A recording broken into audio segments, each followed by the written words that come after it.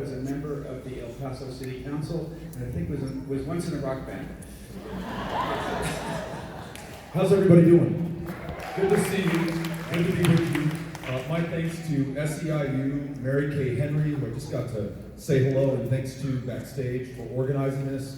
Near Tandon, the Center for American Progress, everyone who is here right now, ensuring that those who are asking for your vote and your support first answer your questions and are accountable to those whom we wish to serve. My thanks also to Senator Klobuchar, who is inspiring an extraordinary leader in the Senate, and I'm so grateful that she's running for president. We have an extraordinary field of candidates right now, and I feel so lucky and grateful to be among them. My name is Beto. I'm from El Paso, Texas, one half of the largest binational community in the Western Hemisphere. A city of immigrants, dreamers, those who have TPS status. And I listened to Ms. Pineda's question from Maryland while we were sitting backstage. And yes, building the success of this country and ensuring that we are safe and secure. El Paso, Texas, one of the safest cities in the United States of America today. Not despite the fact that we are a city of immigrants and asylum seekers and refugees, but because we are a city of immigrants and asylum seekers and refugees. Being on the campaign trail, getting to visit so many parts of this country, having held more than 110 town halls across the United States just in the last 5 weeks, I am learning so much. Just a few weeks ago, we were in Charleston, South Carolina, to celebrate the 50th anniversary of the Medical University of South Carolina's strike in 1969. For those of you who do not know this history, 400 men and women, primarily African American, walked off the job because they were paid suboptimal wages and were working in unsafe working conditions. That strike galvanized the conscience not just of South Carolina, but of this country. It was the first public event that I believe Coretta Scott King attended after the murder of her husband.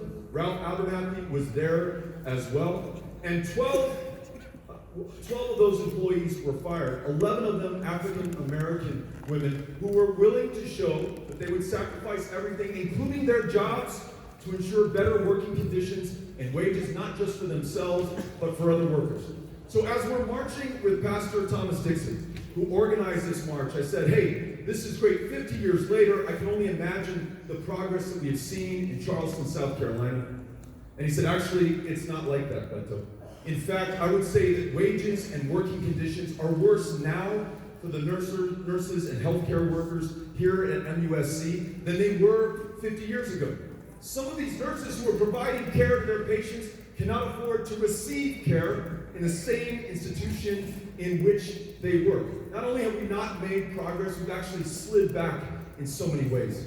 And for me, that made the point of the challenges that are before us as a country right now. Tens of millions who cannot afford to see a doctor or their prescription medications or to take their child to a therapist. Women in this country making 80 cents on the dollar for what men are making. African American women, 61 cents on the dollar. Latinas, 53 cents on the dollar, including those employees that we met in Charleston, including women all over this country.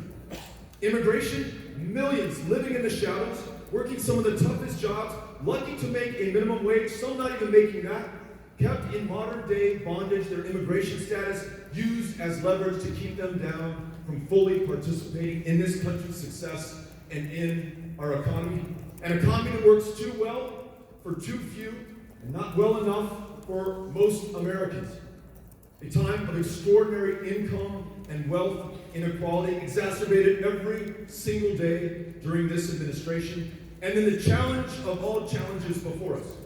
This planet having warmed 1 degree Celsius just since 1980, producing the fires and the floods and the droughts that consume not just so much property, but the lives of our fellow Americans and people all over this planet. Warming set to continue at a far worse rate, exacerbating the problems that we have, making life exponentially harder on this planet. If we are to be successful against these challenges and these threats, we will need all of us, not be met by half measure or only half the country. Our democracy must work, and we must also have an economic democracy that works as well. That means a living wage for every American, fighting for and winning $15 an hour. One job should be enough. Paid family leave so you can take care of your family, yourself, your parents, and not lose your job over it. Child care that you can afford, and health care that's guaranteed as a fundamental right for every single American. This is how we get both our political democracy and our economic democracy working, and unions, where these two ideas come together, political and economic democracy, are absolutely essential to the future of this country if we are going to have a future in this country. So thank you for what you're doing, and thank you for having us out here today. Grateful. Thank you. So, Representative O'Rourke, you're from a state where I believe there are a few very conservative folks. You've announced your support for a $15 federal minimum wage. What would you tell conservative businessmen, conservative Republicans in Texas about why a $50 minimum wage would be a good idea for Texas and for the nation?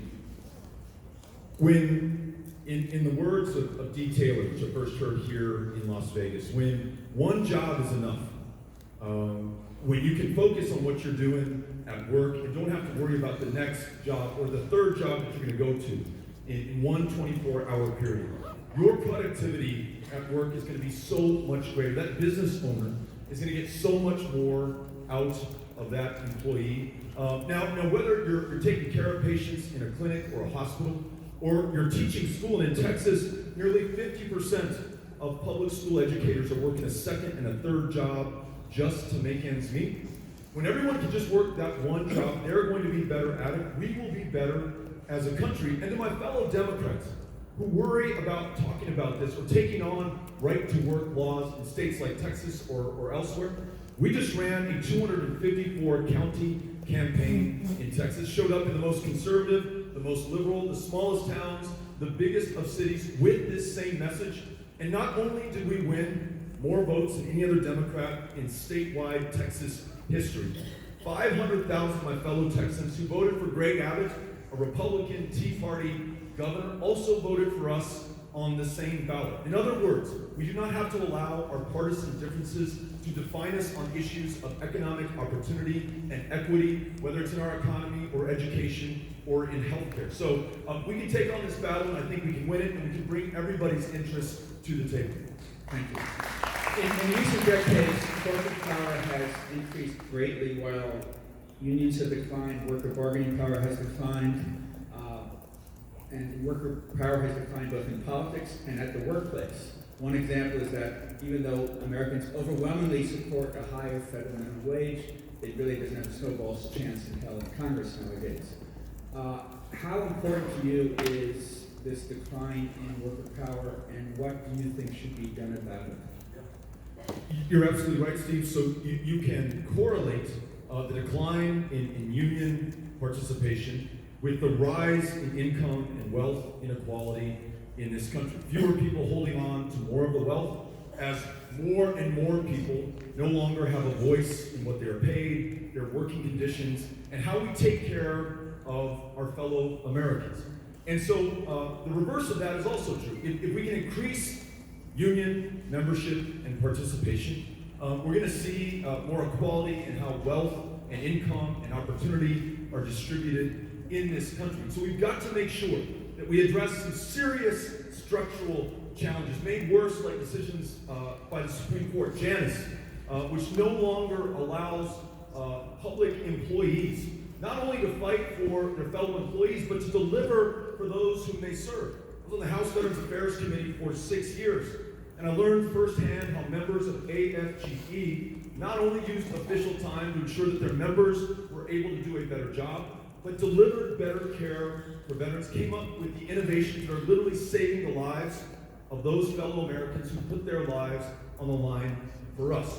So standing up for those unions and recognizing from the perspective of a community like El Paso that has seen dwindling union participation, there was a $6 billion investment by the federal government made at Fort Bliss. We did not have the trained workforce to take on those jobs. We had to import labor from other parts of the country. So I saw the advantage that unions provide in training that workforce to to take advantage of every economic opportunity that might come our way. Lastly, I've learned in Nevada, by listening to people in this state, that when we invest in infrastructure, we should make sure that some percentage of the jobs that are created are guaranteed to be union jobs, and that some percentage of those jobs are guaranteed to be first-year apprenticeships, so that we create the skilled workforce that we need and provide the purpose and function and living paycheck and living wage for every single person in this state who wants to take part in the investment that we're making in our money.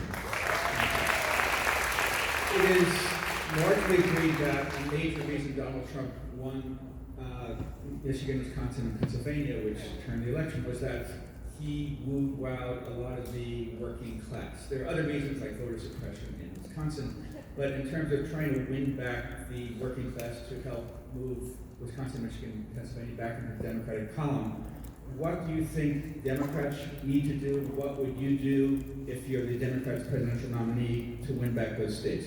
Yeah. I think some of the themes that we talked about today and that you are fighting for are central to the answers to your question. When we treat people with dignity and with respect, the work that they provide, the value in the hours that they invest in their workplace, compensated with a fair living wage, their healthcare concerns addressed fundamentally for all of us, so that no one is rationing their insulin or crowdsourcing their medication or just doing without. The ability to afford child care, because we've invested in child care. We've expanded pre-K so that it's universal for every child in every school, and education begins not at 4 or 5 years old, but at 3 or 4 years old, going to rural communities and making sure that we address their issues and challenges. In rural Nevada, try getting online. Access to broadband internet is incredibly scarce, so your ability to finish your education, look for a job, start a business, whatever you're supposed to do, is handicapped almost from the outset by a lack of investment in your communities. We just recently went to Lordstown, and here is a plant, a GM plant, that the citizens of Ohio have invested in. $82 million in the investment in the surrounding infrastructure to make GM successful there. Tens of thousands of residents from Lordstown have built up the value and the strength and the profitability of that company, a company that pays near zero on their taxes. It was one of the beneficiaries from a $2 trillion windfall, the Trump tax cuts that flowed disproportionately to corporations and to the already wealthy in this country, and they have functionally closed down that plant. David Green, president of UAW 1112, insult to injury, the president of the United States of America blames him and his fellow members of UAW for that problem. Not GM, not the outsourcing of jobs, not taking public taxpayer support and running with it. So when we stand up for everybody, and when we show up for everybody, when we listen and learn from everyone, and include what we hear, and what we say, and what we do, and how we act, we begin to win elections. And last anecdote on this, in the Senate race, we were in a small town, Silverton, Texas, and I was talking about the need to invest in broadband internet in rural Texas. Half of rural Texas can't get online. This gentleman stands up and he said, I'm old enough to have been in the first grade in 1937 when Congressman LBJ showed up to our community, said that he believed in us, and he and FDR and the Rural Electrification Administration connected us to the electricity grid so that I, in first grade, could read by electric light just like every other kid in every other big city in this country around the world. And by the way, he said, from that day forward, you can bet my dad was a yellow dog Democrat. When we show up, when we act, when we deliver, we will win those votes, and we will be able to deliver even more going forward. Thank you. There's this myth that factory workers are overwhelmingly high school kids who are working to get spending money. But studies show that the majority are adults, many of them with families, with kids to support. So what do you think election officials should do to help lift these workers out of poverty and move them into higher quality, higher paying jobs? We were on the campaign trail in Texas. I was buying a cup of coffee late at night at a 7-Eleven, and the cashier behind the counter dropping my change. And we were both picking it up, and she apologized. She said, "Sorry, I've been working all day. This is my second job. I just did an 8-hour shift at McDonald's, working here at 7-Eleven. Then I'm gonna go home to my kids and make sure that they're ready for school when they wake up." She may be on a second of 3 jobs to provide for those kids, to ensure that they have what they need to be successful. She might be the kind of mom who does not have the luxury to read to those kids before their first day of first grade or kindergarten, which might explain how so many kids at 5 years old are already 10 months back in reading comprehension. When we invest in the American worker, we're also investing in their families. We're also investing in this country. So a $15 minimum wage is not just for, as some would have us believe, that 16 or 17 or 18-year-old who might be working at a fast food restaurant. It might be for a 40 or 50 or 60-year-old who's working at a fast food restaurant, who's working at a second job of the day. So it's a basic function of human dignity and recognizing someone's potential and allowing them to live to that full potential and promise, when that is undergirded by health care, by child care, by excellence in public education. There's no stopping that worker, their family, or this country, and that's why we've got to make that investment. It's an investment in the shared success of this country. Thank you. So time for questions from workers in the audience. First question is from Terrence Wise, who's a Kansas City McDonald's worker and a leader of the Fight for 15. I profiled Terrence for the New York Times back in 2013, and I profiled him again in my book. He is a real leader. How you doing? I'm good. How are you? Thank you for being here. We have history that is unbeknownst to you. I can remember a dear friend of mine telling me about a young politician and his response to Colin Kaepernick's kneeling. And I watched that video of that young politician on YouTube, and I was blown away. That young politician was you. So I'm happy to be here and be able to ask you. So my name is Terrence Wise, Stephen, and I'm a McDonald's worker from Kansas City, Missouri, proud father of 3 beautiful girls. I'm also a leader in the Fight for 15 in the union movement. I have been for the past 6 years. I've been organizing my co-workers, leading protests, and going on strike. This shirt's been on the strike line a lot. I've also had the chance in February of this year to testify in front of Congress in favor of the Raise the Wage Act, which is a bill that's being put forth to raise the minimum wage to $15 an hour in this country. And I can tell you through all of my experiences, what I know and what I know a lot of people in this room know is that this system is broken. It's truly broken. Mostly white legislatures across the country have been passing laws to weaken unions, weaken our ability to have collective bargaining, and they've been passing preemption laws like in Alabama and my home state of Missouri to take away minimum wage increases won by mostly black workers. But this impacts Hispanic workers, black workers, white, Latino, Latina, all workers. And corporations like McDonald's pay workers so little that we have to rely on government assistance just to get by. And that ain't right. Not only that, they dodge taxes, they try to make it difficult for workers like me to join unions, and they don't contribute to the well-being of our communities in any way at all. Wow. They make record profit every year, billions of dollars off the backs of workers like myself, but they deny they're responsible for paying us a living wage. Now, my question to you, Representative O'Rourke, is what concrete plan, action, speaks louder than words, what concrete plan do you have in mind to not only make sure McDonald's and other corporations pay us a living wage, but what ideas do you have also to create a better environment for all workers in this country to be able to join unions? Thank you.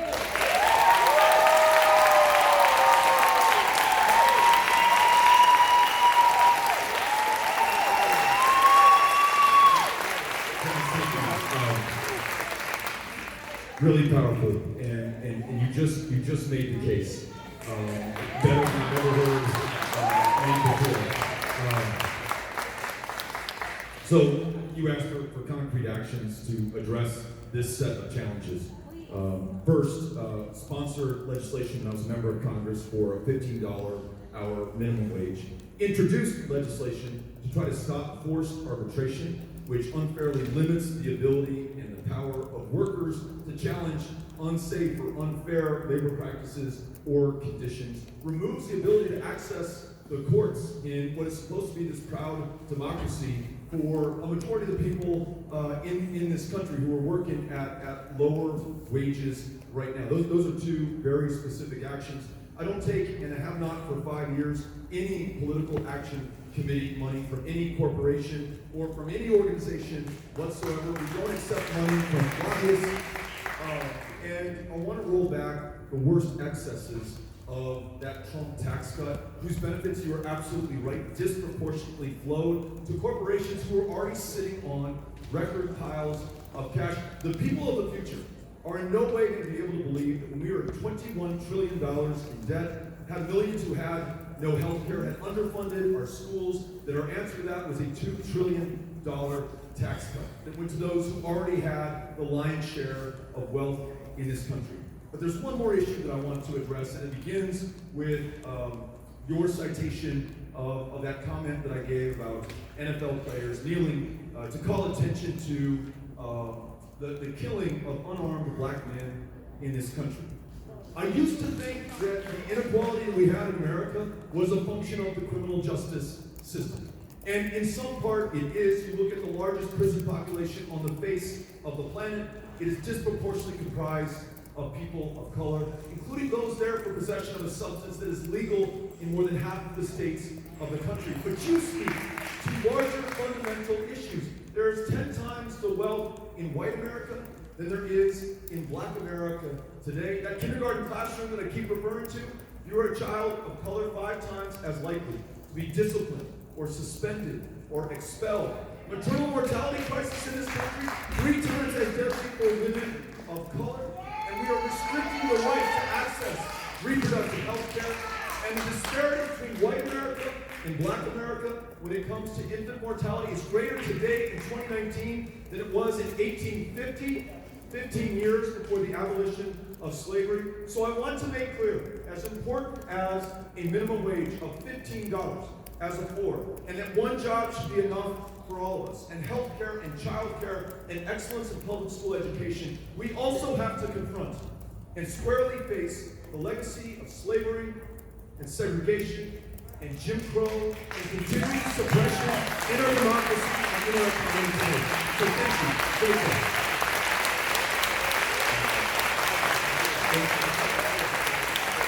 The next question is from Patty Moran, who's a non-tenured track professor at the University of Iowa and a member of the SEIU Faculty Forward. Hi, thank you. My name is Patty Moran, and I'm a contingent faculty member at the University of Iowa. I've been a college teacher for a little more than a decade, including the last 5 years at the University of Iowa. And in all those years of still paying on my student debt, I still have over $58,000 in student debt. Personally, that means that my partner and I have not been able to put away money to buy a home, and we continue to rent. Being a contingent faculty member means that you're treated often as disposable. We have little to no job security. We are vastly underrepresented in shared governance to the point where we have no reasonable representation to our employer. And so what we've done in the last 2 years, and this isn't just in Iowa, this is nationwide, public schools, private schools, really those working conditions are the new norm for teaching faculty. In the last 2 years, Faculty Forward Iowa has taken a step of direct action in order to improve our working conditions. We've held a grade-in the office of the president. We have interrupted and held the floor at multiple boards of regents meetings, and it is working. We have been able to win health care benefits for some of our workers. So my question to you is, how are you going to pay, fully fund colleges and universities so that not only are teaching positions good union-supported careers instead of slave wage jobs, but also that students have the opportunity to learn without being crushed under a mountain of debt? Yeah. Thank you. Appreciate it. This will also be filed in the category of people in the future will not be able to believe that we did things this way in 2019. That we asked you to take on debt for your education so that you can produce value in the classroom and help others realize their full potential. I think when you're willing to devote yourself to that calling of public service and you're carrying debt, we should wipe that debt clean so you can fully focus on your job, provide for your family. I was just being at that NUSC March to commemorate the 50th anniversary of that strike. While in South Carolina, we learned that fully 1/4 of first-year public school teachers leave the profession in the first year. Why? Because they're carrying $30,000, $40,000, $50,000, $60,000 of student loan debt on their backs. They're being paid a wage that does not allow them to work just one job, and something at some point has to break. And within the first year, for 25% of them it does. 50% of them leave within the first 5 years, producing a teacher shortage and limiting the potential of those kids in those classrooms going forward. And so you ask, how do we pay to ensure that we fund those teachers and pay them commensurate with their value? How do we ensure that we pay you where you're teaching right now commensurate with your value? And how do we pay to forgive the student loan balance that you have right now so that you can focus on what you're doing? A couple of things. The $22 trillion plus that we have in debt right now, we've got to look at how we accumulated it, or we'll keep digging the same hole. So 2 tax cuts under the George W. Bush administration, a gigantic tax cut under the Donald J. Trump administration, wars that we are fighting all over the world, our 18th year in Afghanistan, our 28th year in Iraq, but we're also in Somalia and Yemen and Libya. U.S. service members' lives on the line, taking the lives of others in your name, investing trillions of dollars in other countries instead of here at home. So don't anyone tell me you do not have the resources. We do. We've got to decide where we're going to invest in. And so instead of wars, we're out of the coffers of the already wealthy. Why don't we invest in people, in communities, in education, in youth? We can make that investment to ensure that community college is free for every American. That if you attend a four-year university, that it is debt-free for you if it's public serving and publicly financed. We can wipe clean the debt for those like you willing to commit your lives to public service, refinance the debt outstanding for those who have $1.5 trillion in outstanding student loan debt right now. Those are investments that we make in one another that will pay a very handsome return over the lifetime of that investment, and I for one want to make that investment. So thank you. So 2 minutes left.